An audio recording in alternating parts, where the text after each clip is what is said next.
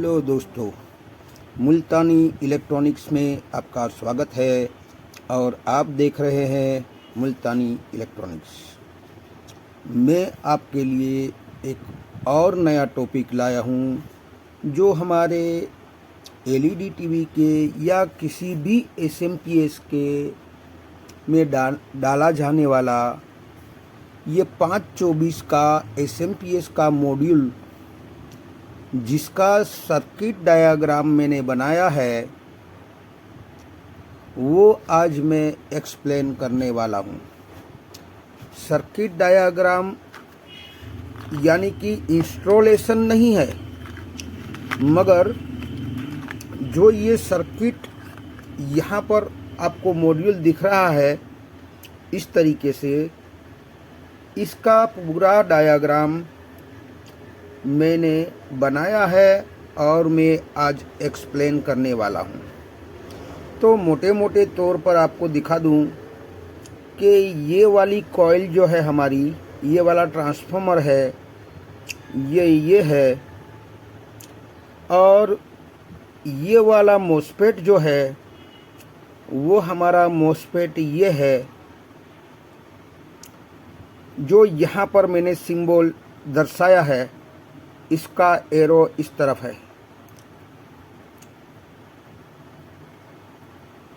तो यहाँ पर इसका एरो इस तरफ है तो ऐसा दिखता है, मगर इसका सिंबल ऐसे होता है। उसी तरह यहाँ पर आपको एक ट्रांजिस्टर दिखाई देता होगा। वो ट्रांजिस्टर हमारा यहाँ पर आप देख सकते हैं। ये हमारा ट्रांजिस्टर जो है वो ये है और ये ऐसा दिखता है। और ये ट्रांजिस्टर जैसा दिखने वाला जो हमारा ये वाला है, जो यहाँ पर TL431 नंबर का आईसी है। तो कुल मिलाकर यहाँ पर आप देखिए तो ये पीछे दिखने वाली जो हमारी PWM IC है वो हमारी ये है,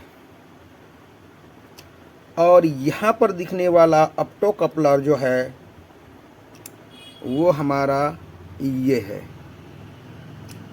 और दूसरी बात बता दूं कि ये रेड वायर जो हमारा है उसका निशान मैंने R करके यहाँ पर दिया है। जो हमारा रेड है, जो यहाँ पर तीर नुमा बनाया है मैंने। हमारा ब्लैक वायर है वो यहाँ पर ग्राउंड होता है, इसीलिए यहाँ पर ग्राउंड का मैंने सिंबल बना दिया है। तो आपको ये ब्लैक वायर, यहाँ ब्लैक लिखा भी है, यहाँ रेड लिखा भी है, तो ये हमारा होता है ग्राउंड। अब दूसरी ये बात बता दूं कि आपको येलो वायर ढूंढना है तो यहाँ येलो कलर का मैंने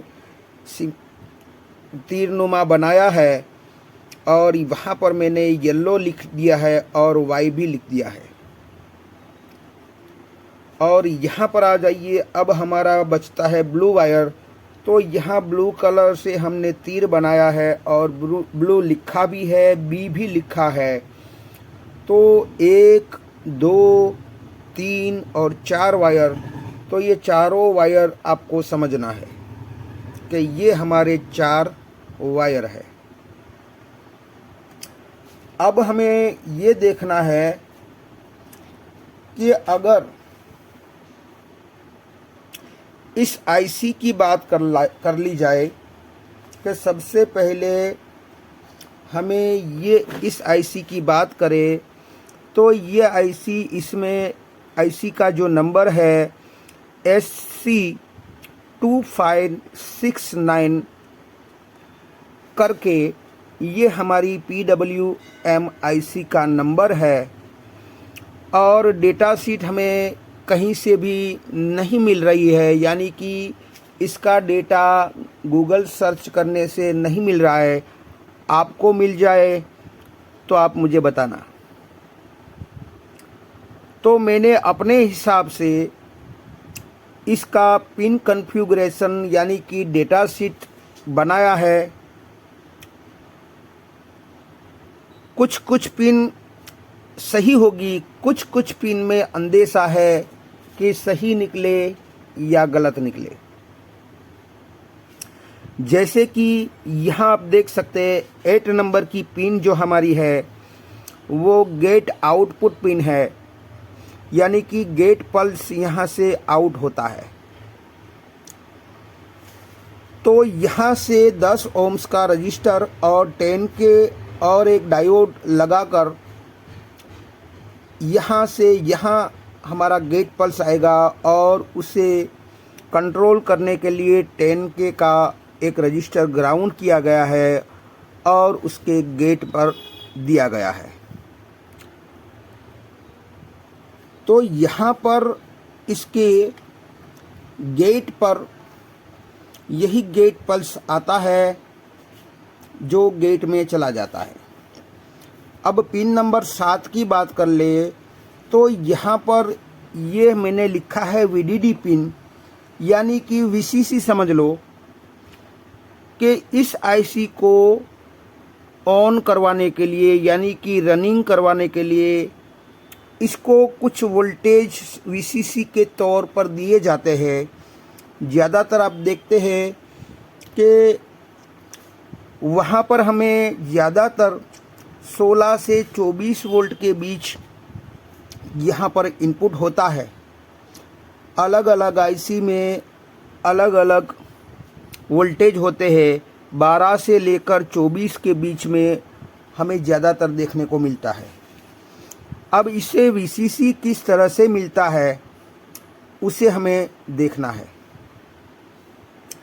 तो VCC, इसे आप VCC के पॉइंट पर चले जाइए तो यहाँ एक ट्रांजिस्टर होता है। अब यही ट्रांजिस्टर के एमीटर से आउट होके यहाँ पर 7 नंबर की पिन पर मिलता है। मगर किस तरह से मिलता है, क्योंकि ये वाला जो ट्रांसफॉर्मर है वो मॉड्यूल के अंदर ही है, जो VCC बनाने के लिए ही ख़ास तौर पर यूज़ में लिया गया है। यानी कि ये ट्रांसफॉर्मर इसकी VCC बनाने के लिए ही बनाया गया है। आप मान लीजिए कि यहाँ हमारा ड्रेन है, ड्रेन पर हमारा स्विचिंग जब होगा तब इस कैपेसिटर के थ्रू यहाँ पर यही स्विचिंग सिग्नल इस SM, जो छोटा SM है, उसकी प्राइमरी वाइंडिंग में जाएगा और उसमें मैग्नेटिक फील्ड उत्पन्न होगा और उसी की वजह से ये हमारी ऑक्सिलरी वाइंडिंग कहो या सेकेंडरी वाइंडिंग कहो, दोनों का काम एक ही होता है कि जब हमारी प्राइमरी में मैग्नेटिक फील्ड उत्पन्न होता है और वही मैग्नेटिक फील्ड हमारी ऑक्सिलरी में जाता है और ऑक्सिलरी में हमें 12 से 24 वोल्ट या 36 वोल्ट के आसपास हमें यहाँ पर मिलता है। तो वहाँ से हमारा वोल्टेज बना, जैसे SMPS में ऑक्सिलरी में बनता है उसी तरीके से यहाँ बना और लो ओम्स रजिस्टर 2.2 ओम्स का रजिस्टर लगा के इसको AC वोल्ट होते हैं इसको DC में कन्वर्ट करने के लिए रेक्टिफायर डायोड लगाया जाता है और उसी को पल्सेटिंग DC को स्मूथ DC करने के लिए यहाँ पर फिल्ट्रेशन किया जाता है और सीधा इस ट्रांजिस्टर जो हमारा NPN ट्रांजिस्टर है 2N5551 करके इसका नंबर है, जो NPN ट्रांजिस्टर के कलेक्टर पर डायरेक्ट वोल्ट आता है, जो भी आता होगा, मान लीजिए कि 12 से 36 के बीच आता होगा, तो यहाँ पर ये डायरेक्ट दिया गया है और एक 1K रजिस्टर के थ्रू इसको बेस पर भी ये वोल्टेज दिया गया है।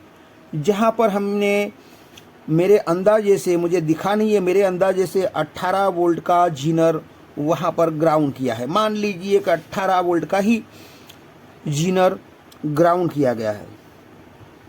अब होगा क्या कि जब यहाँ पर मान लीजिए कि 36 वोल्ट आ रहे हैं और यहाँ हमने 18 वोल्ट का जीनर लगा के इस रजिस्टर के थ्रू यहाँ पर वोल्टेज दिए तो जीनर का काम क्या है कि वो 18 वोल्ट अपने कैथोड पर रोके रखेगा।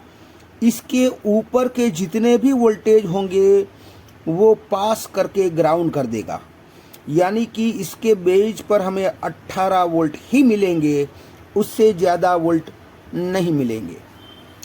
तो यहाँ पर जो 18 वोल्ट मिलते हैं तो आउटपुट भी हमें 17.5 वोल्ट देगा, क्योंकि बेज में जितने वोल्टेज होंगे तो आउटपुट एमीटर रखा है तो उस हिसाब से 0.5 वोल्ट कम आएंगे। यानी कि ऐसा भी बोल सकते हैं कि बेज में जितने वोल्ट है उतने ही वोल्ट एमीटर पर आउट देगा। जैसे मैंने आपको अगले वीडियो में आपको समझाया था, मैं आपको दिखाने की कोशिश करूंगा कि जैसे हमने VGH वोल्टेज के लिए यहाँ पर एक ट्रांजिस्टर रखा था, जहाँ मैंने बताया था कि यहाँ पर 30 वोल्ट आता है और यहाँ पर 18 वोल्ट का जीनर ग्राउंड किया है बेज पर, और यहाँ 820 ओम्स का रजिस्टर लगाया है कलेक्टर टू बेज। तो बेज में 18 वोल्ट हमने कर दिए तो आउटपुट में भी हमें 18 वोल्ट ही मिलेंगे। जितना जीनर की वैल्यू, जो वैल्यू का जीनर आप बेज में डालेंगे उतना ही आउटपुट एमीटर पर हमें मिलेगा। तो यहाँ पर हमें 18 वोल्ट का जीनर हमने यहाँ पर रखा है तो 18 वोल्ट ही हमें आउट देगा। और वहाँ फिर से एक फ़िल्टर लगाया है और ये एक हमारा 0 ओम्स का रजिस्टर लगाया है जो फ्यूजेबल रजिस्टर की तरह काम करता है, यानी कि फ्यूज़ की तरह हमें ये काम करेगा। और यही 18 वोल्ट इस आईसी की 7 नंबर पिन पर VCC की तौर पर दिया जाता है। अब इस सर्किट को मैंने नाम दिया है रेगुलेटर प्रोटेक्शन, यानी कि ये ट्रांजिस्टर अगर आप लगाओगे तो ये प्रोटेक्शन प्रोवाइड करेगा, क्योंकि आईसी जब शॉर्ट होगी या तो फिर ज़्यादा वोल्टेज आएगा या तो फिर ट्रांसफार्मर ज़्यादा वोल्टेज बनाने लगेगा या तो फिर हमारा ये मॉड्यूल ज़्यादा वोल्टेज निकाल रहा है, तब यहाँ पर ज़्यादा वोल्टेज बनेंगे। तो उस हिसाब से ये ट्रांजिस्टर और जीनर वाली जो एक रेगुलेटर सर्किट बनाई है वो 18 से ज़्यादा वोल्टेज वो जाने ही नहीं देगा, और बढ़ जाएगा तो ये हमारा जीनर शॉर्ट हो जाएगा मगर आगे वोल्टेज नहीं जाने देगा। तो हमारी आईसी सेफ रहेगी, प्रोटेक्ट रहेगी। उस हिसाब से ये रेगुलेटर प्रोटेक्शन सर्किट मेरे लिहाज से कहा जाएगा। अब बात कर लेते हैं हम 6 नंबर की। पिन नंबर आईसी की पिन नंबर 6 है, वो हमारा करंट सेंस, यानी कि ये हमारा जो मोस्फेट है वो कितना करंट लेता है उसको सेंस करवाने का काम पिन नंबर 6 का है, जहां से एक रजिस्टर और एक पीएफ ग्राउंड किया है और एक रजिस्टर लगा के हमारे सोर्स पिन पर दिया गया है। और सोर्स में तो हर एक एसएमपीएस में आपने देखा होगा कि एक लो ओम्स का रजिस्टर ग्राउंड होता है। तो यहाँ पर जितना भी ये लोड लेता होगा, जितना भी करंट लेता होगा हमारा ये मोस्फेट, तो उसी की तरह ये सारी जानकारी, ये सारे मैसेज इस 6 नंबर में मिल जाएगा और आईसी अपने हिसाब से इसकी करंट सेंसिंग करेगा और उसके मुताबिक फ्रीक्वेंसी यानी कि जनरेट करने की गति को कम या ज़्यादा करेगा। अब यहाँ पर आ जाते हैं कि ये 5 नंबर है। इस डिज़ाइन में तो 5 नंबर NC ही रखा है, यानी कि नॉट कनेक्टेड। यहाँ पर किसी टाइप का कोई भी कंपोनेंट्स नहीं है, फिर भी मैंने इससे नाम दिया है RT। और यहाँ पर आ जाइए यानी कि टाइमिंग रजिस्टर। और यहाँ पर आ जाइए कि ये हमारी 4 नंबर की पिन है। तो यहाँ पर आपको RI मैंने लिखा है, जिसका मतलब करंट रजिस्टर होता है। जो जो ये हमारी IC कितना करंट लेती है उसको ये सेंस करती है, और यहाँ एक रजिस्टर लगा के उस IC को एक तय करंट पर फिक्स कर दिया गया है, ताकि उससे ज़्यादा और उससे कम करंट न ले। अब बात कर लेते हैं 3 नंबर की। 3 नंबर में आप देखेंगे कि ये हाई वैल्यू का एक रजिस्टर है, जो 1 मेगा ओम्स का रजिस्टर है। और वहाँ से आप देखेंगे तो ये हमारा R पर आता है, यानी कि यहाँ हमारा 300 वोल्ट आता है। तो 300 वोल्ट में से एक हाई ओम्स का रजिस्टर कहाँ पर डाला जाता है? तो हमारे ज़्यादातर SMPS में देखा गया है कि वो स्टार्टिंग सप्लाई के लिए हाई वैल्यू का रजिस्टर 300 वोल्ट की लाइन से दिया जाता है। तो मैंने इसका नाम स्टार्टिंग सप्लाई 3 नंबर पिन को कहा है। फिर आप 2 नंबर की बात कर लीजिए। तो 2 नंबर हमारा फीडबैक है, यानी कि फीडबैक सर्किट जो हमारी ये वाली यहाँ ऑप्टोकपलर से लेके आउटपुट में जो भी वोल्टेज आउटपुट वाली सर्किट जो होती है उसको हम फीडबैक सर्किट बोलते हैं। और वहाँ ऑप्टोकपलर की पिन नंबर 4 पर दिया गया है। और पिन नंबर 1 हमारी है GND ग्राउंड, यानी कि पिन नंबर 1 हमारी ग्राउंड है। तो उस हिसाब से यहाँ फीडबैक सर्किट, जैसे SMPS में एक फीडबैक सर्किट हम देखते हैं हर SMPS में, उसी की तरह इसमें भी फीडबैक सर्किट है। यहाँ आपने देखा होगा मेरे अगले वीडियो में कि ये हमारा येलो वायर जो है हमारा आउटपुट 12 वोल्ट पर दिया जाता है, और हमारा ब्लैक वायर जो है हमारा ग्राउंड किया जाता है। तो यहाँ पर 12 वोल्ट देना होता है, यहाँ ग्राउंड देना होता है।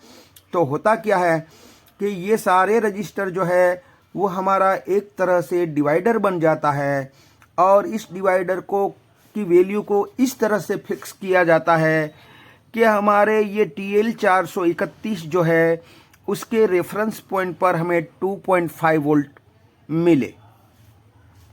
इन सारे रजिस्टरों को इस तरीके से इसकी वैल्यू को फिक्स किया गया है कि कुल मिलाकर इसका आंसर हमें यहाँ पर 2.5 वोल्ट मिले, यहाँ 12 वोल्ट देने से।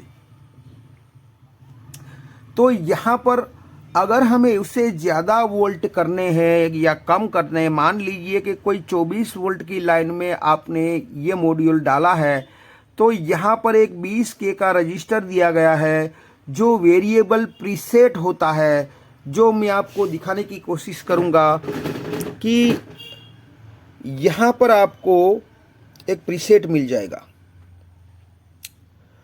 तो ये प्रीसेट घुमाने से हमारे आउटपुट वोल्टेज कम या ज़्यादा कर सकते हैं। 12 से 15 भी कर सकते हैं, 18 भी कर सकते हैं, 24 भी कर सकते हैं, और 12 में से 8 भी कर सकते हैं, 6 भी कर सकते हैं।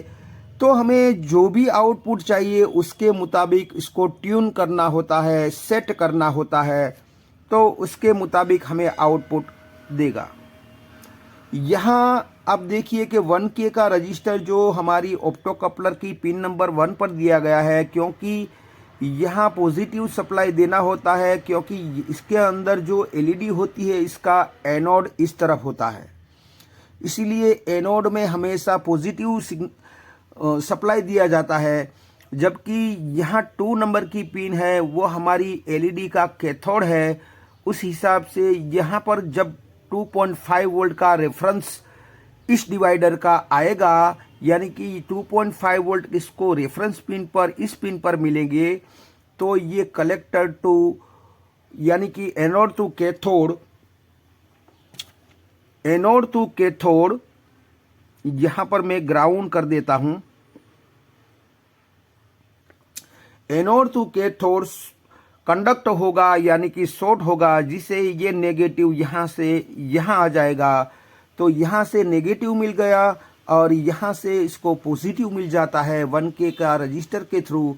तो एलईडी जल उठती है। जैसे ही एलईडी जलेगी तो फौरन यहाँ पर ये ट्रांजिस्टर फोटो ट्रांजिस्टर होता है, जिस एलईडी का लाइट जब इस फोटो ट्रांजिस्टर के बेस पर पड़ेगा तो ये कंडक्ट होगा, जिसे ये ग्राउंड यहाँ से 3 नंबर से 4 नंबर में जाएगा। तो फौरन उसको मैसेज मिल जाएगा ग्राउंड का। तो वो उसी स्पीड से वो अपना फ्रीक्वेंसी बनाता रहेगा, यानी कि PWM जिस वक्त इसको फीडबैक मिलता है, उसी वक्त का जो फ्रीक्वेंसी रेट होता है, जो फ्रीक्वेंसी की गति होती है, उसी गति को लॉक कर देता है और उसी गति में वो वोल्टेज इंड्यूस करवाती है। मान लीजिए कि यहाँ पर 12 वोल्ट आने से यहाँ लॉक करवा दिया गया, तो ये 12 वोल्ट की स्पीड से ही वो अपना स्विचिंग करवाएगी। अगर 5 वोल्ट से अगर इसको ये यहाँ पर मैसेज मिल गया तो वो 5 वोल्ट वाला स्पीड से ही स्विचिंग जारी रखेगी। मान लीजिए कि 24 वोल्ट वाला यहाँ पर 24 वोल्ट देने से फीडबैक यहाँ पर ग्राउंड इसको मिल जाता है, तो ये आईसी उसी स्पीड से 24 वाली स्पीड से ही वो अपना फ्रीक्वेंसी जनरेट करती रहेगी। तो इस तरीके से यहाँ फीडबैक सर्किट का यूज किया जाता है। अब यहाँ हमने देखा है कि ये फीडबैक सर्किट इस मॉड्यूल में इनबिल्ट है। तो उस हिसाब से अगर आप 12 वोल्ट की डिजाइन है या आपको अंदेशा है कि ये हमारा प्रीसेट जो डाला हुआ है वो मॉइस्चर की वजह से कुछ ही दिनों में ख़राब हो जाने की अंदेशा है, तो आप ऐसा भी कर सकते हैं कि जो हमारा एलईडी टीवी या कोई अन्य बोर्ड में जब एसएमपीएस में ये मॉड्यूल आप डालोगे तो उसमें भी एक किसी भी बोर्ड का एसएमपीएस होता है, उसमें भी एक फीडबैक सर्किट बनी होती है।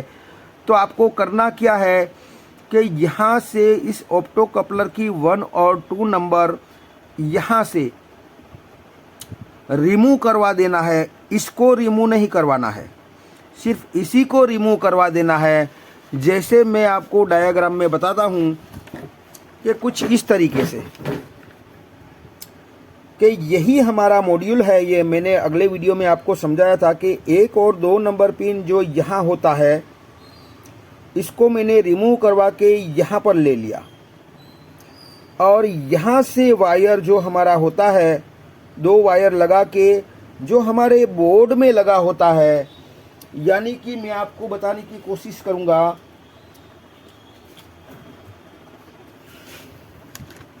कि ये हमारे बोर्ड में लगा होता है, ये वाला जो ऑप्टो कपलर, उसको हमें बाहर निकाल देना है, रिमूव कर देना है। और उसी की 1 और 2 नंबर पिन जो होती है, यहाँ पर 1 और 2 नंबर, उसके साथ इसका कनेक्शन कर देना है। यानी कि ये बोर्ड वाला कपलर है, ये हमारी मॉड्यूल वाला कपलर है। तो इस कपलर को हमें चारों में मैंने नोट किया है यहाँ कि चारों को उखाड़ देना है, यानी कि हमारे इस कपलर को बाहर निकाल देना है और साइड में रख देना है। और उसी की 1 नंबर की प्रिंट है और 2 नंबर की प्रिंट है, तो यहाँ 1 नंबर के साथ 1 नंबर जोड़ देना है और 2 नंबर के साथ 2 नंबर जोड़ देना है। तो इससे होगा क्या कि उसी बोर्ड का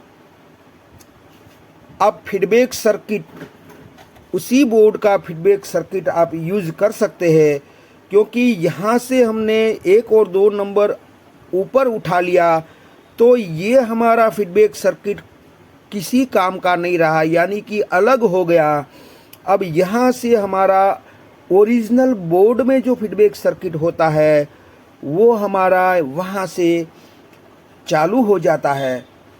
तो अगर हमारा ओरिजिनल वाला जो बोर्ड है उसका फीडबैक सर्किट अगर इससे चालू इस तरह से चालू करोगे तो आप बहुत ही फायदे में रहोगे, क्योंकि उसमें आउटपुट परफेक्ट होता है, क्योंकि उसमें प्रीसेट नहीं होता है, फिक्स रजिस्टर होता है।